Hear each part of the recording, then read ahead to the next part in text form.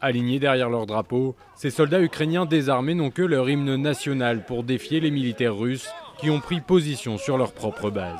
Cette fois, il n'y aura pas de victimes, mais le moindre dérapage pourrait embraser la région. La situation en Ukraine est très inquiétante.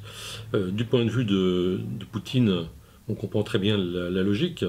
Ce qui s'est passé en Ukraine, non seulement pose le problème de l'influence géostratégique de la Russie dans un pays qui appartenait à l'ancien empire, au moment où Poutine est en train d'essayer de reconquérir un statut, disons, de quasi-impérial pour la Russie. Et puis d'autre part, c'est aussi le pouvoir de Poutine, de cette façon, qui est contesté. Parce que le pouvoir de Poutine est de même nature, de même histoire, de même tradition que celle de Yanukovych. C'est-à-dire c'est issu de l'effondrement de l'Union soviétique. Et c'est un personnage donc, qui fonde son pouvoir sur la force, sur une certaine brutalité d'ailleurs, et on ne peut pas imaginer qu'il montre des signes de faiblesse, et c'est ce qui est inquiétant, c'est-à-dire que ça ne repose que sur la force, et de certaine façon, évidemment son nationalisme, le nationalisme russe, il est battu en brèche, il est affaibli par ce qui s'est passé en Ukraine. Alors, après ça, il faut dire des choses qui sont peut-être plus nuancées, parce que les torts sont aussi réciproques, même si je ne mets pas un signe égal. C'est-à-dire qu'il y a assurément des convoitises occidentales de longue date sur l'Ukraine qui ont exacerbé, disons, les oppositions.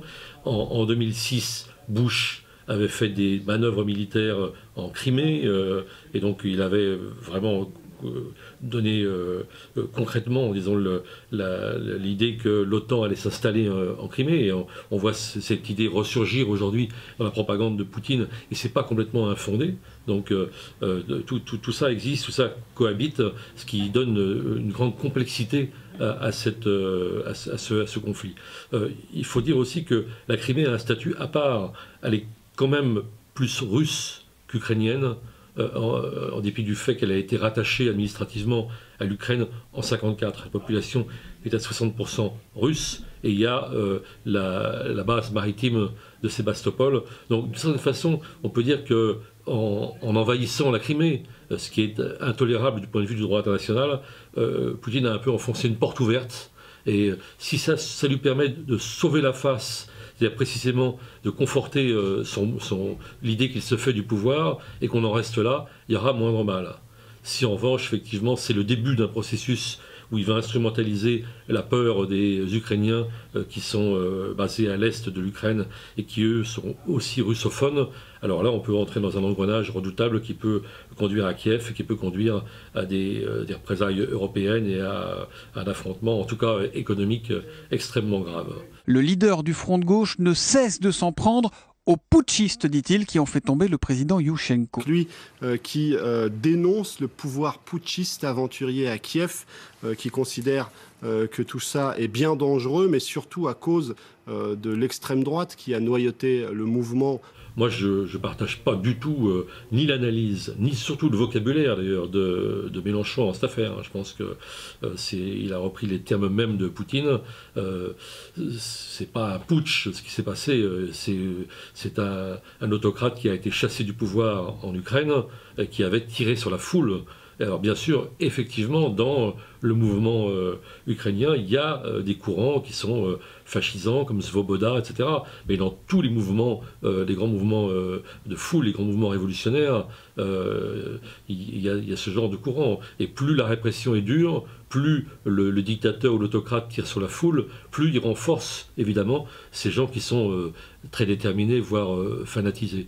Mais on ne peut pas identifier la partie au tout et réduire le mouvement ukrainien uniquement à des courants fascistes, parce que le régime de Yanukovych était absolument insupportable, de corruption, d'autoritarisme et de brutalité.